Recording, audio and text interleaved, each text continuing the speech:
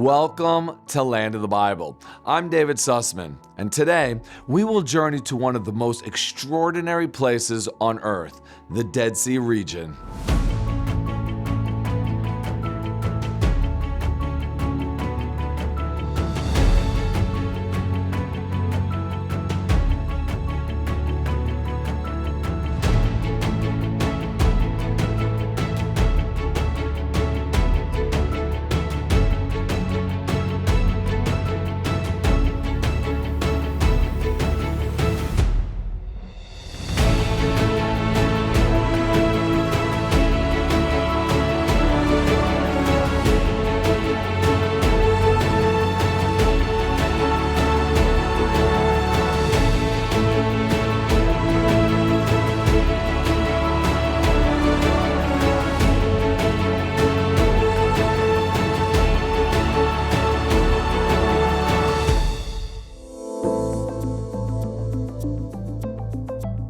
The moment one descends into the valley, something changes.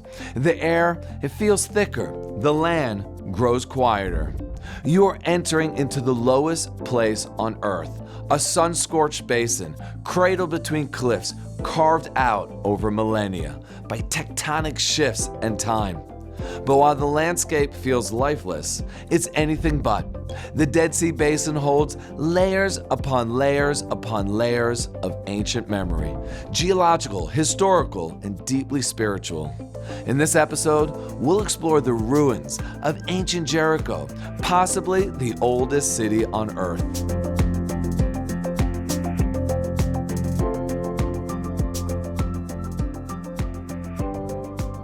At Qumran, we'll encounter the legacy of the Dead Sea Scrolls, fragments of sacred texts hidden away by a community waiting for redemption. And we'll ascend the mighty fortress of Masada, where Jewish rebels made their final stand against the Roman Empire. This landscape has witnessed the rise and fall of kingdoms. It has offered refuge to kings and prophets. It has preserved scrolls and stories that have helped shape the world as it is today. Even the silence here feels ancient, charged with echoes of scripture and those footprints of the ones who walked here long before us. So come with me as we begin to explore the Dead Sea's historical treasures, a land where the past is literally carved into the rock itself. Here we are by the Dead Sea Basins and the plains of the Dead Sea. Here is a big part of our connection with Israel and this area. And it all starts with Abraham and his nephew Lot. Well, Abraham, we know, was the father of monotheism, the father of Judaism. He brought us Ishmael and monotheism and everything else that followed after that. Lot was Abraham's nephew. During this period of Lot and Abraham dwelling together, they both became very, very affluent with many cattle and sheep and goats, to the point that there wasn't enough grazing land for both of them to be together. And there we read the story of how Lot and Abraham separate, and Lot chooses to come to this region, Sodom and Gomorrah, which at the time was very fertile. In the book of Genesis, in chapter 14, is our first mention of these two cities. And it's the story of how Abraham fights the 5 kings. And 2 of those kings were Sodom and Gomorrah. And that's why it's important that we mention it, that even then it had a disreputable name behind it. And this is why Abraham chose not to be part of these heathen customs and stay pure and clean and distance himself from what was considered inappropriate and immoral behavior.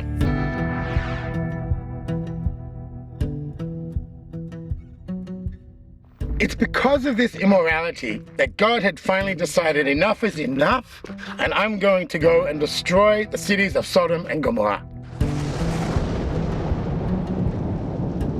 Abraham, he has an intimate conversation with God himself, pleading to save the city, even though he knows the city is filled to the brim of immorality and heathen behavior. But yet he's still willing to negotiate with God that he even says, please, even if there's 10 righteous people, can we save the city? And at the end of the day, there is nobody to save. So out of the merit of Abraham's righteousness, Lot is saved. God sends 2 angels. Now there's a dilemma. The angels have been given a task by God, destroy Sodom and Gomorrah. However, Lot is still there with his family. The angels say, look, just get out, go. So he goes, they go into the mountains with his family. He goes, and what did the angels say to him? They say, go, flee, take your family, get out, but do not look at the destruction. You have no rights. You have no merit here. So that's what happens. And then they go, and they flee into the mountains, and they find a cave. However, on the way, Lot's wife, out of curiosity, could not resist. And she turns around to watch the destruction of the city, and his wife turned into a pillar of salt. Behind me, up on the ridge, you see the monolith that is being traditionally called Lot's wife.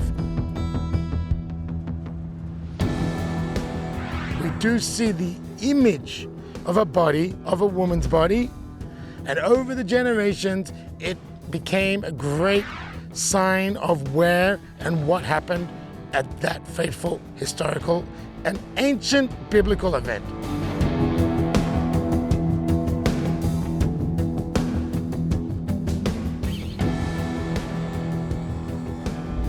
Behind me, you see other things as well.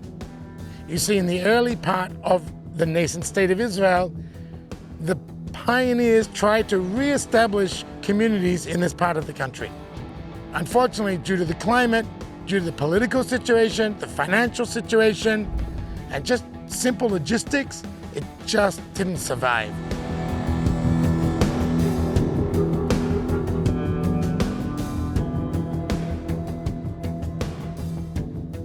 These caves are karstic. They're mainly salt and limestone, and what that means is that when the moisture or the rain or even simple earthquakes happen, these cavities not only can be dangerous with rocks falling in, as you can see in the back of the cave over here, but it is also creating these beautiful spaces.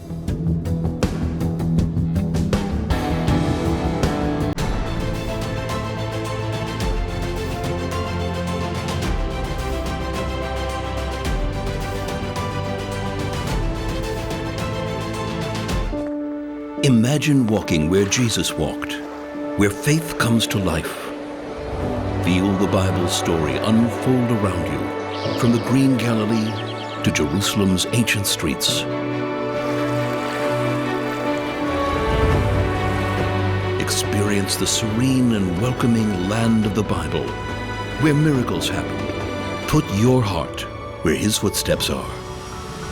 Visit Israel.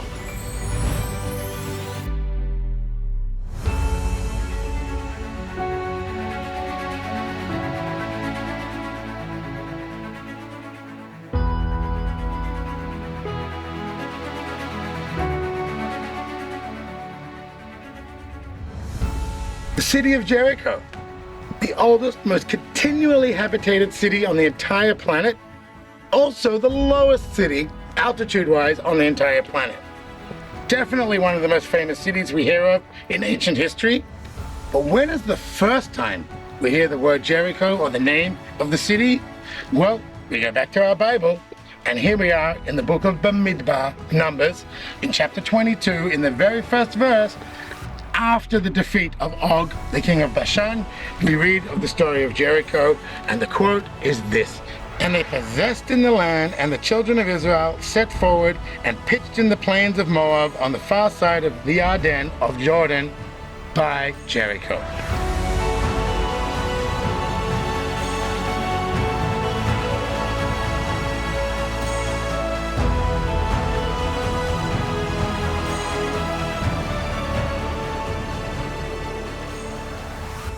The conquest of the city of Jericho. It's probably one of the most famous stories in the entire Bible. Finally, after 40 years of wandering through the desert, the older generation dying off, seeing the miracles of the Exodus of Egypt, getting the Torah scroll on Mount Sinai, receiving the blessings of the fire, everything that the Israelites had experienced for 40 years in the desert is coming to a climax. Joshua is now the head of Israel. Moses is no longer with us, and we are on the cusp of conquering the land, the promised land.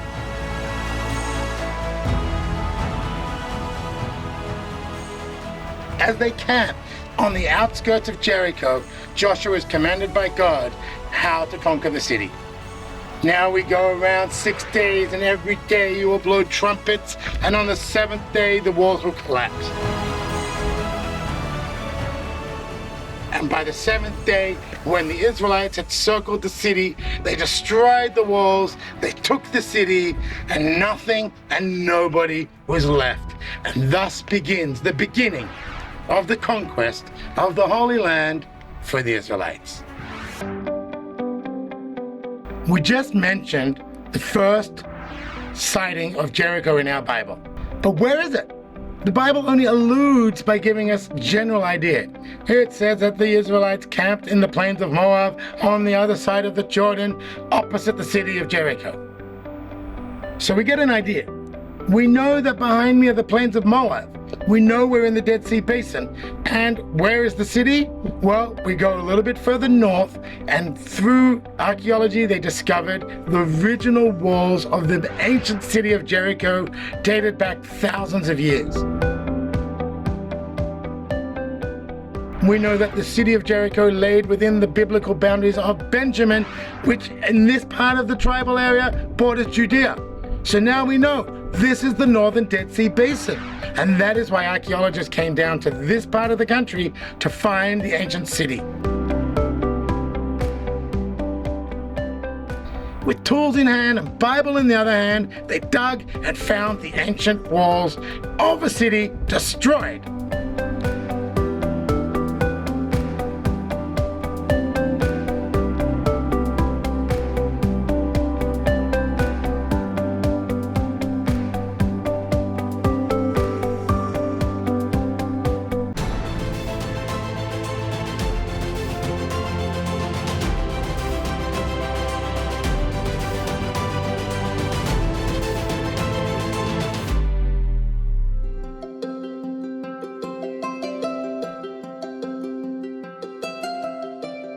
The Dead Sea Scrolls, without a doubt, the most famous and wonderful archaeological find in modern times. More than 15,000 fragments and 900 scrolls were discovered in the caves right behind me. What's the story of the Dead Sea Scrolls? Who wrote them? Where did they come from? How were they found? That's what we're here to talk about, and that brings us back to the Dead Sea ruins of Qumran.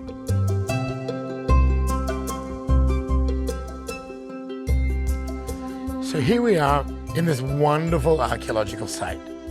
What are we seeing? Well, look around. We can clearly see defined rooms.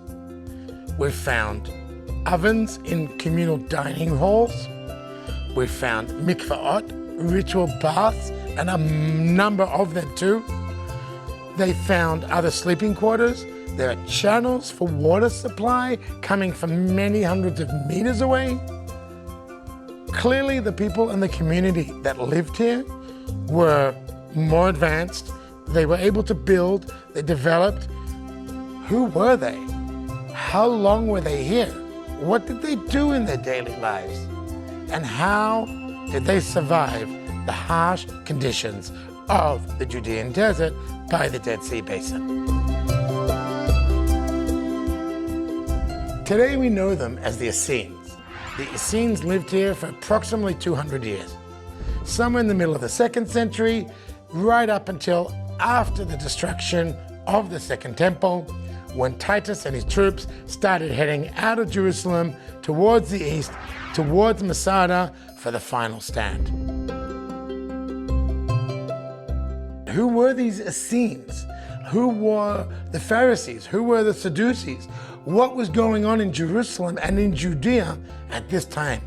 Well, let's go back to 2,000 years ago, during the reign of Herod, and even post-Herod the Great, the Second Temple period. Jerusalem was a mess geopolitically.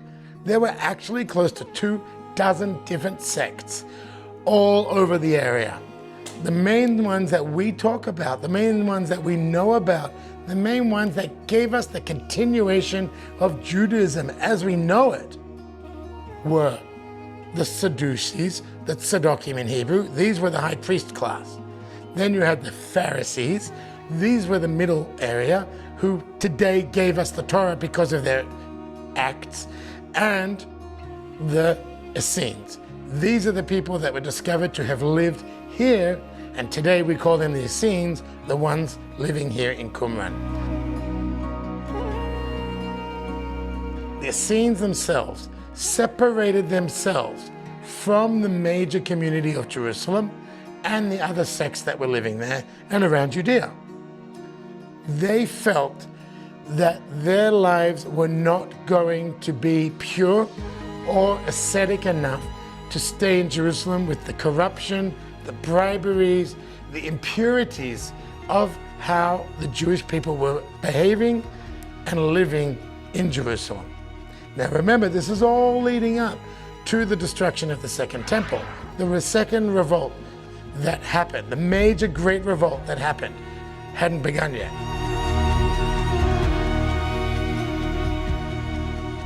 The Essenes themselves were completely separated. They came down here and they started to build a community of religious, pious, ascetic lifestyle. When they found the scrolls, they found a scroll describing the lifestyle that they should be living and the ritual purity customs they should be following. To join the community, you had to relinquish all of your personal and material belongings. They wanted to be in a society and a community where nothing and no one could distract them from their spiritual ways. They copied holy texts, all of them, the 5 books of Moses, all of the prophets, the Chronicles, whatever it was, they copied it. For them, they wanted nothing to do with the materialism that Hellenism, the Roman Empire, and everything going on around Jerusalem was creating.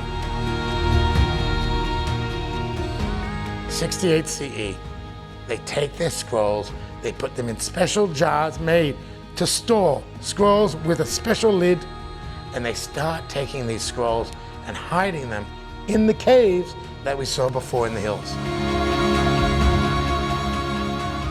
These caves were not just going to store their scrolls, but keep them secret for close to 2,000 years.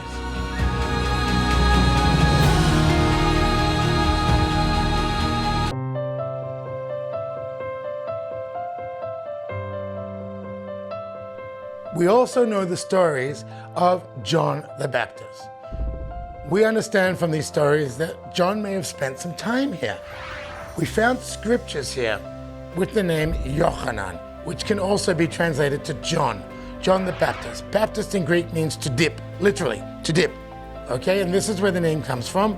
He probably learned that from the Essenes here, because dipping in the ritual baths, the mikvaot, they did it twice a day. It was a purity act. So therefore, the whole idea of using water for purification is not new. John just continued this. And after a couple of years of being in this community, we hear the story that he left. And then later on, when he was killed and beheaded, they talk about that. And was it the same John? Was it the same Yochanan that was here? We don't know, but it's very likely, based on our testaments with Luke and Matthew and his location of his residence, that he lived just north of where we are now, along the Jordan River.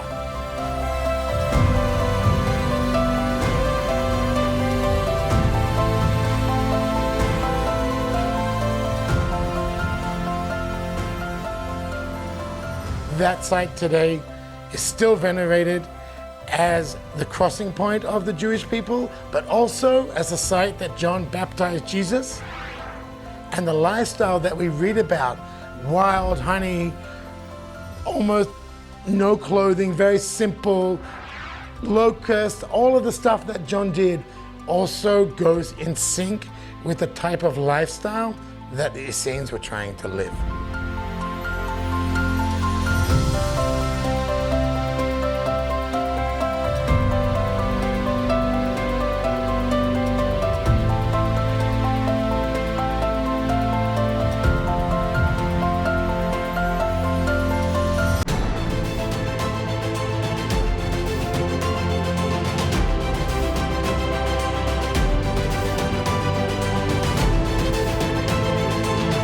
I will bless those who bless you, God promised Abraham. Embrace this covenant by connecting with the people of Israel. From Jerusalem's stones to Galilee's shores, experience living faith through their traditions and hospitality. Your journey is more than visiting biblical sites. It's about hearts that welcome your friendship. Your presence matters. Discover Israel.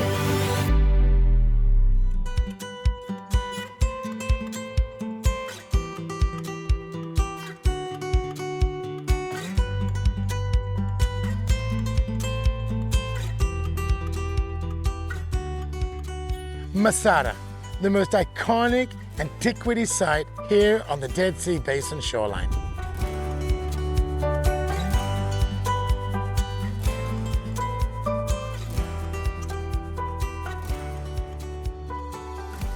Masada, as the Hebrew name tells us, Masada, a fortress, not just an impenetrable fortress, but one of opulence, one of technical design, one of superb engineering brilliance, and a political move, because Masada itself sits on the southern eastern border, the frontier of Judea during Herodian times. This is the border of Judea. What's beyond it, east and south, are enemies. So therefore, Herod did not want this little pocket of desert territory to be taken and built Masada. And opulence, wow. Well, we already know about Herod's crazy, sadistic, and Hellenistic ways. However, when it came to luxury, he was no stranger. He built Masada to have pools, to have water, to have fountains, but not just the fortress, but built for entertainment. Herod built these opulent palaces for entertaining the Roman aristocracy during the winter months. So much so that when they came to visit, he imported food from the Mediterranean, sometimes even from Rome itself, just to entertain and to appease, and most importantly, to show off. There's actually two parts of the story to Masada. Everybody knows how Herod built the palaces. However, what about the second part of our story? And that is the end of the Great Revolt in the year 73 CE.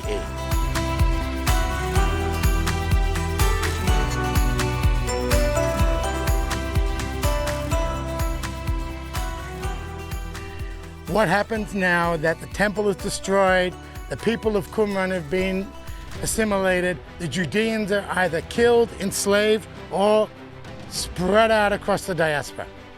The few that are left, the zealots, on top of Masada, have been there for years, watching as Jerusalem divides and conquered by the Romans. They continue to fight the Romans.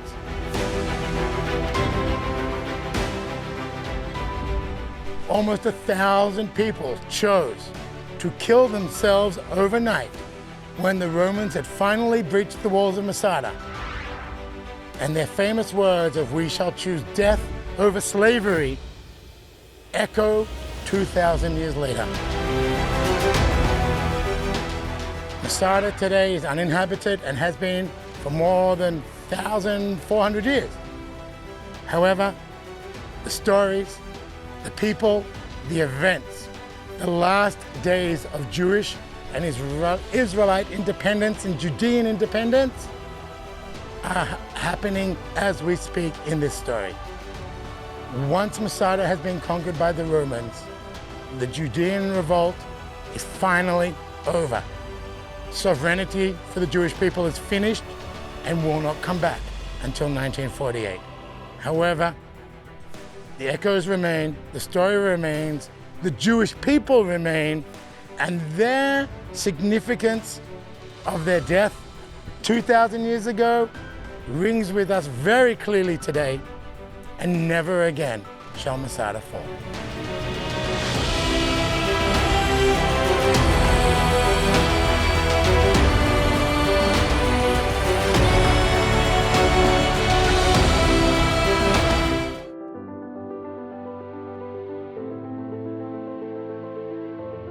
Tel Dan combines natural beauty and deep biblical significance. Its ancient gates, flowing springs, and layers of history make it one of Israel's most important archaeological parks.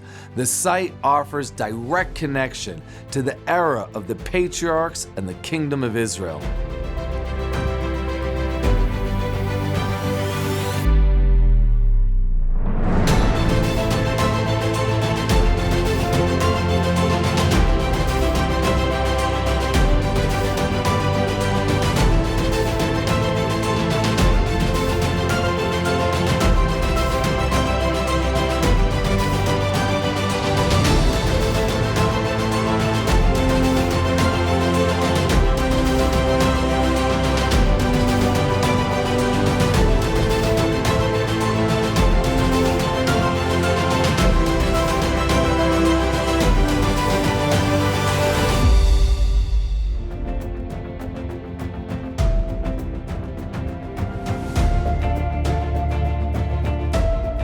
From the walls of Jericho to the hidden scrolls of Qumran, the Dead Sea has witnessed some of the most significant moments in history. Thank you for watching, and make sure to join us next time as we connect you to the people, places, and land of the Bible.